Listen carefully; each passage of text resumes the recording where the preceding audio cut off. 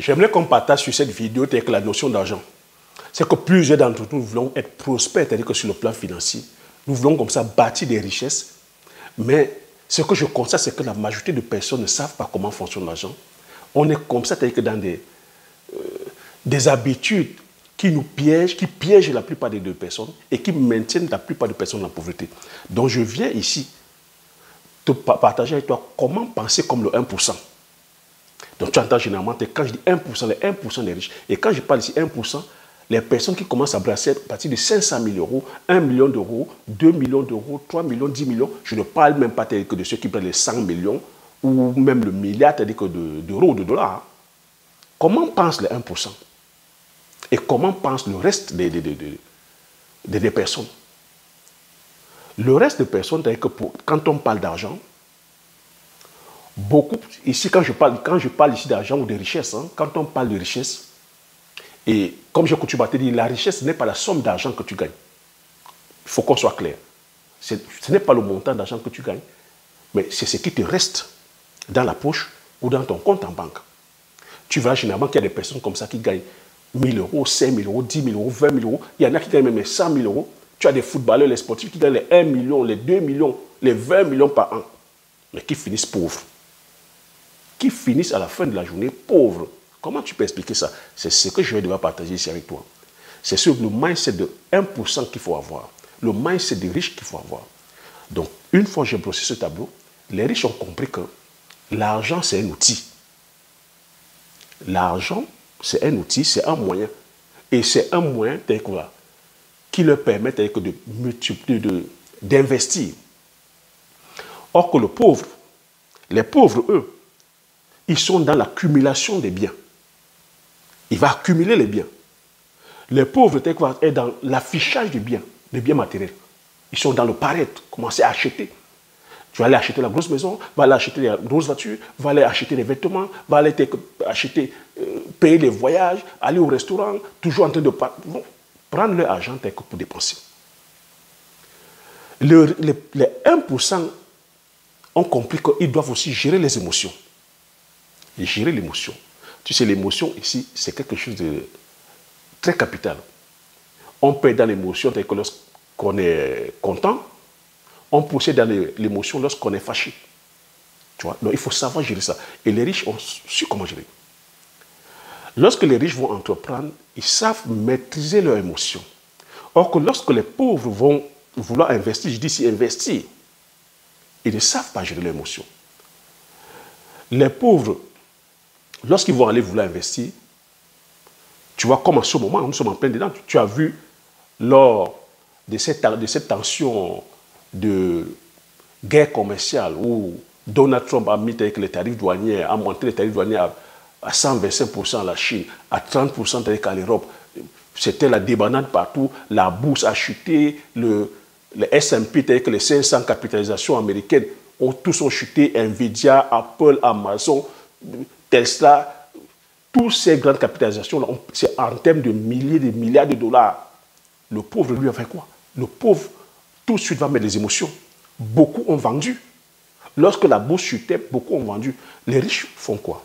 Les riches maîtrisent leurs émotions, ils se calment, ils ne vendent pas. Donc le pauvre, lorsque la bourse va commencer à vaciller, va vendre rapidement, c'est-à-dire que ses actions. Beaucoup l'ont fait, ont vendu les actions. Donc, beaucoup vont investir par rapport aux émotions. Or que le riche, les 1% savent maîtriser les émotions. Beaucoup, c'est-à-dire que ceux qui ne sont pas que dans les 1%, disons ceux qui sont brocs, vont faire quoi? Comme ils ne savent pas gérer leurs émotions, pour pouvoir compenser donc les choses, pour pouvoir être dans la gaieté, parce qu'en ce moment, tu vois comment l'actualité est. C'est la crise économique, c'est les tensions ici, c'est les guerres par là, c'est l'inflation ici, c'est le chômage par là, c'est la sécheresse ici, c'est les tremblements de terre là-bas, c'est les ouragans par là, c'est les vents violents par là, c'est les tornades. Tu vois, il y a comme ça énormément, c'est-à-dire que de mauvaises nouvelles. Donc, les 99% de personnes broques vont faire quoi? Comme elles ne savent pas gérer l'émotion, pour compenser dans la chose, pour paraître bien, pour paraître cool, vont aller dépenser. C'est pour ça que tu vois ces personnes-là qui vont aller acheter des belles voitures. Ah, ça fait du bien. La vie est trop courte. Et il faut se faire plaisir. Vont aller mettre comme ça dans les grosses voitures. Vont aller mettre dans la grosse maison. Vont aller mettre dans les vêtements. Vont aller mettre dans les bijoux. Parce qu'il faut se sentir bien. Il faut se mettre parce que la vie est trop courte, quoi. On peut partir du jour au lendemain. Voilà. C'est comme ça que la plupart de personnes hypothèquent leur chance de réussite. Mais les riches, les 1%, eux, ils font quoi? Les 1% investissent sur eux. Ils lisent les livres, ils se forment, ils savent que l'argent est fait pour être investi. Ils multiplient leur argent, ils diversifient leurs actifs. Ils vont investir en bourse, comme je t'ai dit, comme en ce moment la bourse connaît des difficultés dues à l'économie, vont aller se former, pour pouvoir bien comprendre comment la bourse fonctionne. On leur parle des crypto-monnaies, ils ne vont pas se lancer dans la crypto-monnaie comme ça parce qu'ils veulent la gratification instantanée. Non, c'est des personnes qui sont dans les investissements à long terme. Et eux, ils ne veulent pas les 1% ne veulent pas la gratification instantanée. Ils veulent comprendre le business. Quand on parle de crypto-monnaie, ils veulent comprendre comment la crypto-monnaie fonctionne. Quand on vient leur parler d'agriculture, ils veulent comprendre comment l'agriculture fonctionne. Ils se forment, c'est-à-dire qu'ils se forment, ils prennent des mentors, ils payent des coachs, afin qu'on puisse les expliquer tous les contours, d'où vient la sémence, pourquoi est-ce que je dois choisir cette culture, pourquoi telle culture est rentable, est-ce que je contrôle le game, quelle est la rentabilité de cette culture, sur combien de temps ça rentre, est-ce que c'est une culture qui peut comme ça me générer que des sous sur le long terme, sans tous des experts, pense qu'environnement, s'interroge sur la question environnementale, s'interroge sur la question de biodiversité, s'interroge sur la question géoéconomique, géostratégique, géopolitique, s'intéresse sur la question, je vais dire ici, de comptabilité, se questionne, c'est-à-dire que s'informe sur le marketing, la vente, s'informe sur la transformation, parce qu'il faut toujours continuer à ajouter la plus-value. Tout ce que je cite là, le 1% continue à apporter de la valeur. Parce que les 1% ont compris que ce n'est pas leur apparence qui compte, c'est la valeur qu'ils apportent. Donc, plus ils s'informent, plus ils se forment, plus ils apprennent, plus ils délivrent de la valeur de qualité aux gens, plus ils gagnent de l'argent. Donc, les 1% continuent à se former, prennent des mentors, vont vers les personnes qui ont réussi.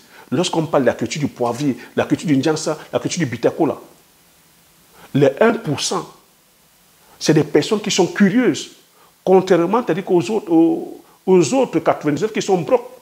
Les 1% pensent curieux et curieuses. Quand on parle de Njansa, on parle de Bitakola, on parle de poivre, on parle de cola communautaire, on parle ici d'aller produire le manioc. Même si la personne n'a jamais fait cette culture, les riches, ces 1% de riches, sont curieux, s'intéressent. Si elles ne connaissent pas, elles se forment. Si elles ne connaissent pas, elles s'entourent des personnes, elles prennent des mentors, elles prennent des personnes qui ont déjà réussi et se lancent. Les 1% ont compris qu'ils n'ont pas besoin d'être experts partout. Mais comme ils ne peuvent pas être experts partout, ils font travailler leur argent. Et faire travailler l'argent ici, c'est quoi? C'est d'acheter, d'aller chercher la connaissance, d'aller prendre des personnes qui sont expertes dans le domaine et faire travailler. C'est pour ça que tu vois les gens comme Elon Musk. Elon Musk n'est pas astronaute. Elon Musk n'a pas fait des études d'astronomie ou d'astronaute. Mais il lance aujourd'hui des fusées. Elon Musk achète des compagnies. Elon Musk en tous des experts. Monsieur Dangote a créé aujourd'hui la plus grosse raffinerie au monde. Mais à ce que je sache, ce n'est pas un ingénieur. Ce n'est pas un ingénieur en pétrochimie. Mais il a construit une industrie avec les meilleurs ingénieurs au monde. Parce qu'il s'est intéressé. Il a pris le temps. Cette industrie, cette raffinerie, a été bâtie sur plus de 10 ans. Donc les 1% comprennent aussi qu'ils vont investir sur des valeurs qui prennent, des valeurs qui se bonifient avec le temps. Or que la grosse majorité, les autres 99 qui sont brocs, vont vers la gratification instantanée. Lorsqu'on va leur dire d'aller investir dans un domaine, eux, ils vont penser à leur argent. Or que les 1%, savent que c'est en prenant le risque qu'on gagne. que le risque derrière le risque, il y a le gain. Mais ils savent aussi qu'il faut minimiser le risque. Comment ils font pour minimiser le risque? Ils minimisent le risque en s'entourant des experts, en se formant, en s'éduquant, en apprenant tous les jours. C'est comme ça qu'ils font pour minimiser. Et ils savent qu'il n'y a pas de risque zéro. Alors que la grosse majorité des personnes broques, des pauvres, se cramponnent sur leur argent, restent dans la zone de confort, disent non, je n'ai pas envie de perdre mon argent, non, je n'ai pas envie de perdre. Et qu'est-ce qu'elles font? Elles vont aller mettre l'argent dans la gratification instantanée, dans tout ce qui va leur paraître riche. Les vêtements, les chaussures, la sortie, acheter les sacs Lancel, acheter les gros sacs, aller voyager, mettre les gros costumes pour paraître riche. Les riches ont compris, les 1% ont compris que le risque, qui ne prend pas de risque, qui ne risque rien, n'a rien. Et que c'est derrière le risque qu'on crée des phénomènes terribles. Regarde Elon Musk. Elon Musk, pour pouvoir envoyer la fusée dans sa fusée X, là, il a eu à faire 4 essais. 3 essais ont été négatifs. Et quand on parle de négatif, on parle en termes de milliers de dollars. Quand je dis milliers, on parle en termes de centaines de millions de dollars. Il a fait 3 essais négatifs avec les meilleurs ingénieurs au monde. Ça ne l'a pas découragé. Il a continué. C'est au 4e essai que c'est parti. Pourquoi tu ne veux pas que cette personne soit riche? Je te partage ici à chaque fois mon expérience. Lorsque je me suis lancé dans le secteur agricole, j'ai pris le risque d'aller me lancer sur des cultures que je ne connaissais pas. Pourquoi? Parce que je venais me challenger. Je savais déjà produire l'ensemble des cultures vivrières. Manioc, macabo, taro, pommes de terre, igname, patates, tout. Mais je me suis challengé, j'ai dit, qu'est-ce que je peux faire d'autre qui n'est pas fait dans mon entourage? Ma curiosité m'a amené à aller vers le poivre, aller vers le njansa, aller vers le bitakula, aller vers la kula kumnata, ce qui n'est pas produit autour de moi. C'est un risque que je prends. Et la première année, on a loupé la culture du poivrier. Mais je ne me suis pas arrêté là. J'ai continué mon pourquoi. Les 1%, c'est-à-dire que de personnes riches, sont dravées par leur pourquoi. Quel est ton pourquoi? Est-ce que tu es venu au monde seulement pour impressionner les gens, pour paraître? Est-ce que tu es venu au monde pour attendre la validation des autres? Parce que oui, les 99% des personnes broques sont là, ils attendent la validation des autres. Les 1% des riches sont là pour créer leur destin, créer leur vision. C'est des personnes qui sont drivées par leur vision. C'est des personnes qui sont drivées par un objectif. Je vais te poser la question telle que sur cette vidéo. Quel est ton objectif? Quelle est ta mission de vie? Pourquoi es-tu venu ici sur Terre? Est-ce que tu es venu sur Terre pour accompagner les autres? Quel est l'impact, quelle est la contribution que tu vas apporter aux autres? Qu'est-ce que tu veux qu'on retienne de toi après toi? Lorsque tu ne seras plus sur cette terre, quelle est la contribution? Qu'est-ce que tu veux qu'on retienne de toi? C'est ce que les 1%, des personnes riches sont travées. Les 1% des personnes riches sont omnibulées par l'impact qu'ils vont laisser, par la contribution qu'ils vont laisser sur cette terre, par la richesse générationnelle qu'ils vont laisser pour les familles. Les 1% ne sont pas là à s'intéresser à leur image, à s'intéresser à ce que la société va penser, à ce que les gens vont penser sur leur image. Ils sont là à contribuer drastiquement. Donc voilà ce que moi je voulais te donner comme enseignement. Ne sois pas focalisé sur ton image. Focalise-toi plutôt sur ce que tu peux apporter aux autres. Et aujourd'hui, apporter aux autres, tu as énormément de valeur en toi. Tu as des dons que tu peux développer. Tu as des talents comme ça que tu peux développer.